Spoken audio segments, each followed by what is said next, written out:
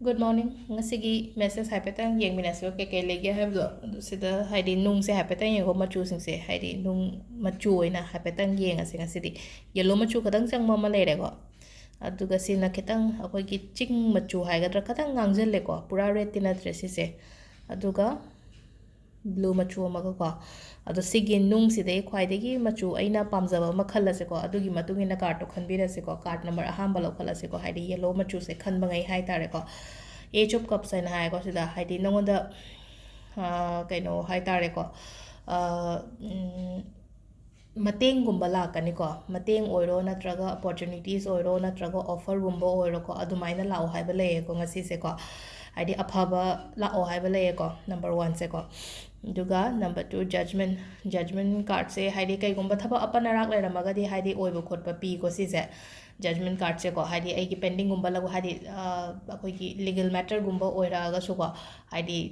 mai pakpa gumba adumaina oiba do number 3 gi ko number 3 gi 4 of cups se 4 of cups se hazik se haidi stress khatang leramgani ko stress khatang leramgani stress anxiety hai tare ko stress haidi ngasai wakhan nuai taba ko taba aduga chinta gumba khara leye ko haidi problem do haidi ai ngonda hozik hai tare ko ai gi chinta gumba khara leye kaino haibado ko isane na khangbiramani ko adugi kaino sum khanjal laga laigono adu khanjal la lairaga di atopa thabak amta tawba ngamoi ko aduduna wakhan do thadokpuyo adugi nuai taba kari ka mayam do adu thado amatung da haidi amuk hena haidi nuai taba phattaba wakhal da thadokpiba hai tare ko release to bigro and haidi phattaba energy mayam do haidi punima numit oina ngasi se ko punima numit ta haidi phattaba negative energy release to bose am phai ko aduna ngasi degi kemta khallaroi ge khollaroi ge kaina haiba gumba hai tare ko dumaina ko ado se sina card ki message laire aduga amana akoi gi manifestation to bo khopa gi diloi ta khrena ko aduga keno to bogi water charge to bogi hair se ko haidi ngasi se ko likli gi bottle le raga am phare ko crystal likli gi bottle ising thakna ba gumba da likli gi bottle le ba na traga haidi likli gi jug kumba oi raga su ko adugi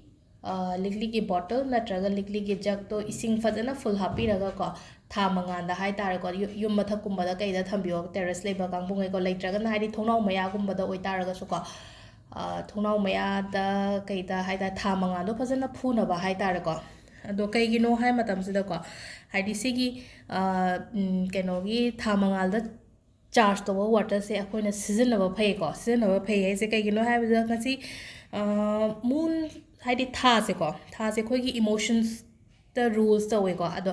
aduga amu kamai to ke hai kan akoina tha gumba yeng ka da puning nungsi ba nuai ta ba kapning ba khotning ba dum thawai nuai traga ti mya ma sum uba ga yawe na ko adu do amarom da punima numit ta ga dumaina ga phawra ga di phai ko dum myam do aduda tak padi kai no ham na sai gi nang gi nuai ta ba phatta ba myam do loina release to hon go loi chathan gro na won da gi hai tare ko adu nang horen hai petang sum daina khan ba le ga di ko loi chathan gro nga si nuai ta ba phatta ba myam do ko adu ising da to ba hai ga di kai gi no hai matam da ising si da ko haidi akhoi gi intention akhoi na khalliba kholiba mayam se haidi mon da chingjin ba ya ba gi capacity leiba hai tare ko